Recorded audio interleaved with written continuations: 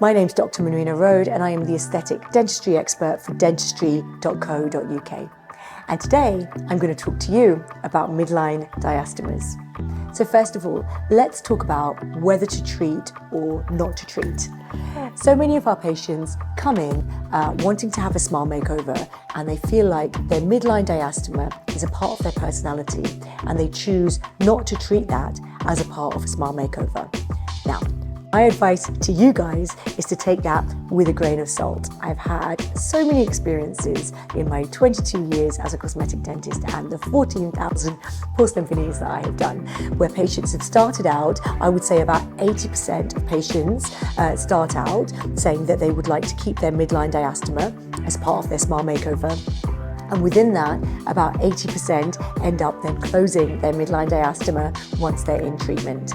I have some great pictures that I'd love to show you of a patient that came in. And so what I'll do is I'll say to them, do you want to keep some of your midline diastema or do you want to keep all of your midline diastema? Do we potentially want to close it slightly?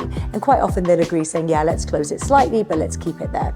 So you'll create your wax up, keeping that in mind, closing the midline diastema slightly.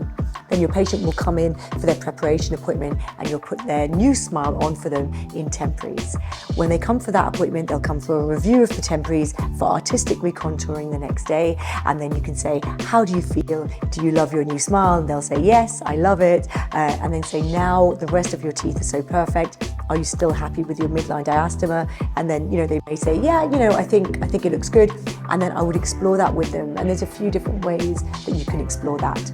Quite often, I'll take a photo, pop it up on Photoshop and close the diastema for them in Photoshop just to show them what their options are. And then they can see an option of both photos with the diastema and without the diastema.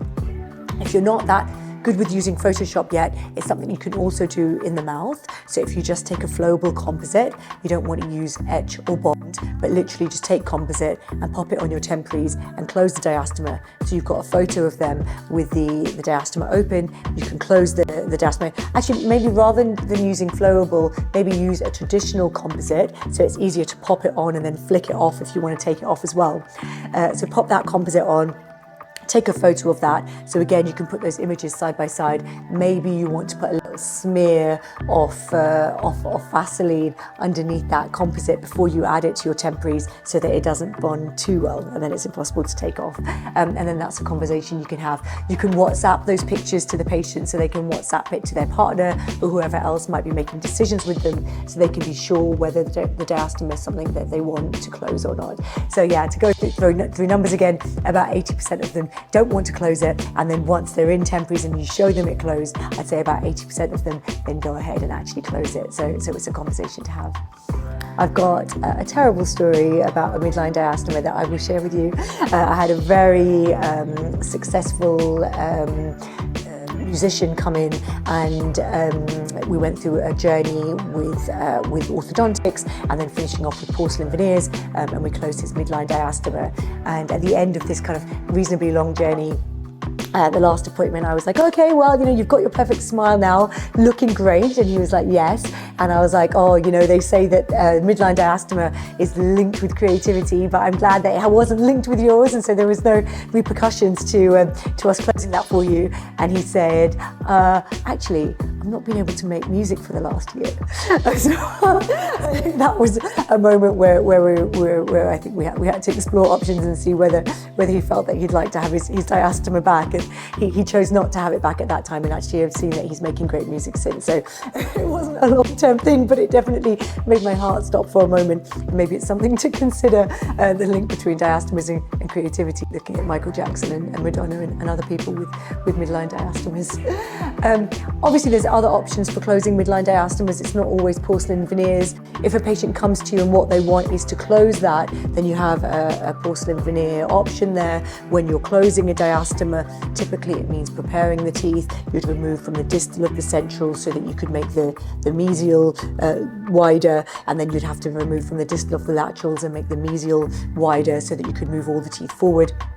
Maybe it'd be better, ideally, depending on the proportions of the teeth and whether there was space to make them wider. Typically, a central incisor should be at a 1 to 0.8 ratio of height to width. So if they're not within that ratio, if they're perhaps a bit narrower than that, then there's space to close the diastema with your restoration. And then, do you want to close that with that restoration? Is it a porcelain veneer, or is it maybe composite bonding that you just want to pop in the middle there and close? And that's very easy to mock up for the patient by just getting some composite chair side, popping it in and closing the diastema. Or is it maybe an orthodontic option there? And actually, even with Invisalign now, you can close diastemas. So it could be fixed or removable appliance to get a really great result. So lots of things to think about. That's a very brief overview for you to treat or not to treat midline diastemas.